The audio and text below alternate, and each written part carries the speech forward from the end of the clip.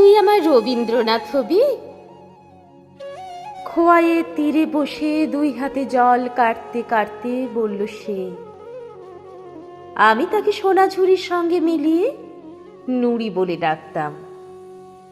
বললাম, কি যে বলিস নুড়ি, আমি হব রবীন্দ্রনাথ? ওরে, উনি তো আছেন, আমার তোর সবার চোখে, সবার হৃদয়ে, শান্তিনিকেতনের গাছে গাছে, ঘাসে ঘাসে। সে বললে, না, ওতে হবে না, আমি তোকে পড়তে চাই, বুকে ধরতে চাই, আমি তোর মধ্যে গন্ধ নিতে চাই, সঞ্চয়িতা গীতবিতান। বল না, তুই হবি আমার রবি ঠাকুর? আমি বললাম, আচ্ছা, আমায় তবে তুই কি দিবি? না হয় আমি তোর রবি ঠাকুর হলাম। আমার নুড়ি খোয়াই ছুঁড়ে আমার গায়ে বললে, তোকে আমি স্বপ্ন দেব, তোকে আমি স্বপ্ন দেব। ভীষণ খিলখিল হাসির শব্দে সোনাঝুরি হেসে উঠল জোরে, তারপর একে একে হেসে উঠল সব সব।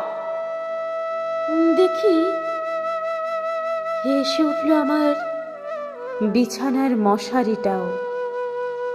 আমি এক ছুট্টে ছাদে এসে দাঁড়ালাম, হাঁটু গেড়ে বসে চিৎকার করে বললাম, নুড়ি, নুড়ি, আমি তোর রবীন্দ্রনাথ হব, তুই ফিরে আয়, ফিরে আয়, ফিরে আয়, ফিরে আয়। মাঝরাত্রির অন্ধকার রাতে আমি স্পষ্ট দেখলাম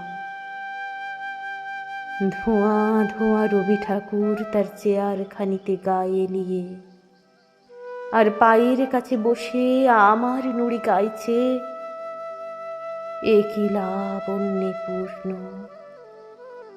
গোটা আকাশ হয়ে উঠেছে শান্তিনিকেতন, সোনাঝুরি হাসছে, নুড়ি রবীন্দ্রনাথ পেয়ে গেছে। আমার কানে কানে এক জোনাকি এসে বলে গেল,